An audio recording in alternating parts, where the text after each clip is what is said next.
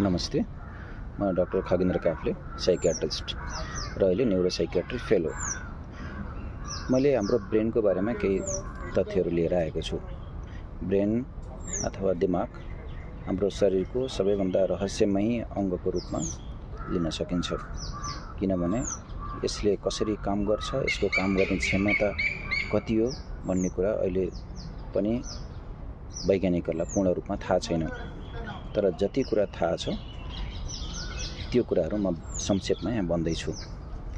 ब्रेनको तौल, दिमागको तौल अथवा गिरीको तौल लगभग 1300 देखि 1400 ग्राम छोरा मान्छेमा र 1200 देखि 1300 ग्राम छोरी मान्छेमा हुन्छ। बढी तौल भएका व्यक्तिहरूमा दिमागको तौल अलिकति बढी पनि हुन सक्छ। तर यसको अर्थ धेरै गिरी हुने मान्छे बढी बुद्धिमानी भन्ने चाहिँ 1 देखि 1.5 किलो भित्रको तौल भन्नुको अर्थ यो हाम्रो शरीरको पुरा तौलको लगभग 2% हिस्सा गिरीले ओगटेको छ। तर यति सानो अङ्ग भएर पनि यसले खर्च गर्ने शक्ति भने एकदमै धेरै छ। हाम्रो शरीरलाई चाहिने कुल ऊर्जामध्ये लगभग 20% अथवा 5 भागको 1 भाग शक्ति, जसमा अक्सिजन, ग्लुकोज, रगत आदि पर्छ, ब्रेन एक्लैले 20% ऊर्जा खपत गर्छ। यस अर्थमा ब्रेनलाई एकदमै खर्चालु अथवा शक्तिशाली अथवा बढी सक्रिय अङ्गको रूपमा हामी लिन सक्छौँ।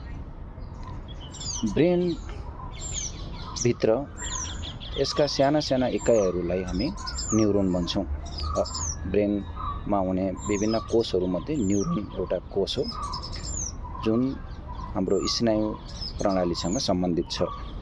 हाम्रो गिरीमा लगभग 86 अर्ब जति न्युरोन भएको अनुमान गरिन्छ र हरेक न्युरोनले आफ्नो छिमेकी न्युरोनसँग विभिन्न डेन्ड्राइट्स अथवा एक्जोन भन्ने हाँगाबिगाहरू अथवा सञ्जालबाट कनेक्सन बनाइराखेका हुन्छन्। उनी हाँगाबिगा अथवा सञ्जालबाट छिमेकी न्युरोन जोडिने जुन ठाउँ छ त्यसलाई हामी साइनाप्स भन्छौँ। अब दिमागले कसरी कुराहरू याद गर्छ र कहाँ सेभ गर्छ त? जब हामीले कुनै नयाँ कुरा सिक्छौँ, नयाँ कुरा याद गर्छौँ अथवा नयाँ कुनै अनुभव एक्सपिरियन्स गर्छौँ, दुईटा न्युरोनले आपसमा एउटा नयाँ कनेक्सन बनाउँछन् र त्यसरी बनाएको नयाँ कनेक्सन, जसलाई हामीले साइनाप्स भन्छौँ, त्यहाँ नयाँ कुराहरू स्टोर हुँदै जान्छ। यस अर्थमा ब्रेनको क्षमता हामी असीमित भन्न सक्छौँ, किनभने जति नयाँ कुरा हामी सिक्छौँ, सुन्छौँ अथवा हामी त्यसलाई